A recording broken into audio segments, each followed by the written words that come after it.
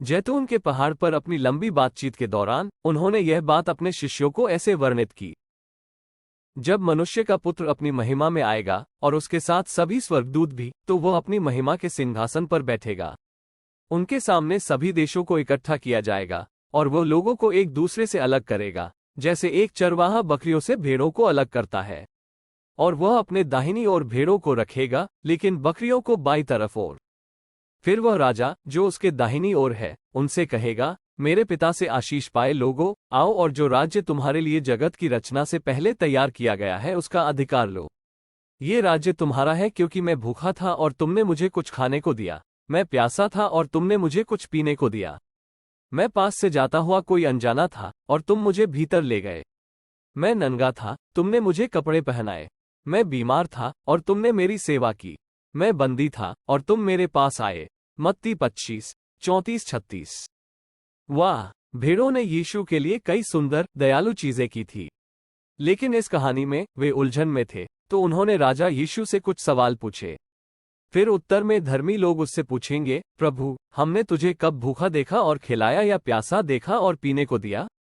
तुझे हमने कब पास से जाता हुआ कोई अनजाना देखा और भीतर ले गए, या बिना कपड़ों के देखकर तुझे कपड़े पहनाए? और हमने कब तुझे बीमार या बंदी देखा और तेरे पास आए? फिर राजा उत्तर में उनसे कहेगा, मैं तुमसे सत्य कह रहा हूं, जब कभी तुमने मेरे भोले भाले भाइयों में से किसी एक के लिए भी कुछ किया तो वो तुमने मेरे ही लिए किया। मत्ती 25:37-40। वाह! कितना सुंदर राजा, क्या ही एक अद्भुत दिल।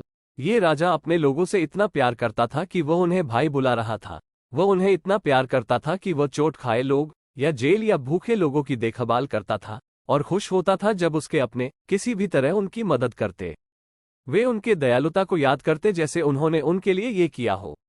मसीह में हमारे भाइयों और बहनों की सेवा करना और स्वर्ग के राजा की सेवा करना एक ही बात है। वाह! यीशु हमारे अच्छे कर्मों को याद करके संजोते हैं ताकि वो हमें समय के अंत में इनाम दे सके। वाह! लेकिन ये जरूरी नहीं है कि जो कोई खुद को मसीह का चेला बुलाता हो वो अपना जीवन उनके लिए बिताए। यीशु ने इस कहानी में उनके बारे में ये कहा है। फिर वह राजा अपनी बाईं ओर वालों से कहेगा, अरे अभागो, मेरे पास से चले जाओ और जो आग शैतान और उसके दूतों के लिए तैयार की गई है उस अनंत आग में जा गिरो। यही तुम्हारा दंड है, क्योंकि मैं भूखा था पर तुमने मुझे खाने को कुछ नहीं दिया, मैं अजनबी था पर तुम मुझे भीतर नहीं ले गए, मैं कपड़ों के बिना नंगा था पर तुमने मुझे कपड़े नहीं पहनाए, मैं बीमार और बंदी था पर तुमने मेरा ध्यान नहीं रखा।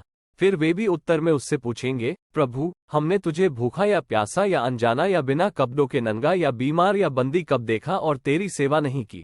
फिर वो उत्तर में उनसे कहेगा, मैं तुमसे सच कह रहा हूं, जब कभी तुमने मेरे इन भोले भाले अनुयायियों में से किसी एक के लिए भी कुछ करने में लापरवाही बरती तो वो तुमने मेरे लिए ही कुछ करने में लापरवाही बरती। फिर ये बुरे लोग अनंत दंड पाएंगे और धर्मी लोग अनंत जीवन में चले जाएंगे। मत्ती 25:41-46। और ये मसीह के वो शब्द थे जो उन्होंने अपने चेलों को अपने महान सबक में दिए, उन्हें इस बात के लिए तैयार करते हुए कि उनके जीवन कैसे होने चाहिए जब वो इस धरती पर उसकी सेवा कर रहे थे। जिस प्रकार वे कमजोर और चोट पहुंचे लोगों के लिए अपने प्यार को दर्शाते, वो परमेश्वर को अपना प्रेम दिखाने के लिए एक रास्ता था। ये परमेश्वर के राज्य की बातें हैं। 10 कुंवारियां और तोड़ों वाले पुरुषों की कहानी इसी बारे में थी। और मसीह के प्रेम के विशेष कार्य में हमारी बुलाहट इसी के लिए है।